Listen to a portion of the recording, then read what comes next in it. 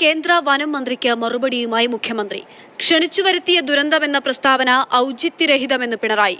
ഭൂപേന്ദ്ര യാദവ് ദുരാരോപണം ഉന്നയിക്കുന്നുവെന്നും മുഖ്യമന്ത്രി.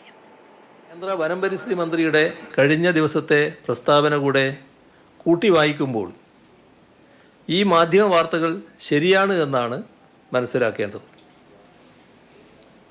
ആരെ ദ്രോഹിക്കാനാണ് ഈ പരിപാടി?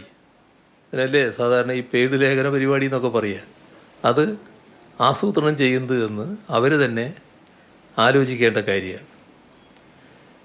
ഇപ്പം മുണ്ടക്കൈ പ്രദേശത്തെ എടുത്ത് പരിശോധിച്ചാൽ പരിസ്ഥിതി ഗൗരവമായി സംരക്ഷിക്കപ്പെടുന്ന ഒരു മേഖലയാണ്.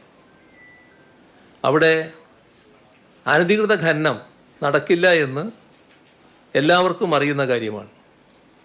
ഇതറിഞ്ഞിട്ടും അനധികൃത ഖനനം മൂലമാണ് ഉരുൾപൊട്ടലെന്ന് പറയുന്നതിൽ അതിൻ്റെ പിന്നിലുള്ള ഉദ്ദേശം എന്താണ്, അല്ലെങ്കിൽ അതിൻ്റെ പിന്നിലുള്ള രാഷ്ട്രീയം എന്താണ് എന്ന് എല്ലാവർക്കും മനസ്സിലാക്കാനാവും.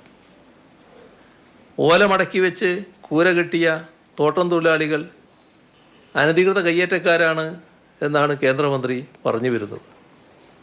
ഉരുൾപൊട്ടലിൻ്റെ ഉത്തരവാദിത്വം പാവപ്പെട്ട തൊഴിലാളികൾ ഉൾപ്പെടെ അവിടെ ജീവൻ നഷ്ടപ്പെട്ട ഹതഭാഗ്യരായ ആളുകളുടെ തലയിൽ ചാർത്തുകയാണ് ഇക്കൂട്ടർ ചെയ്യുന്നത്.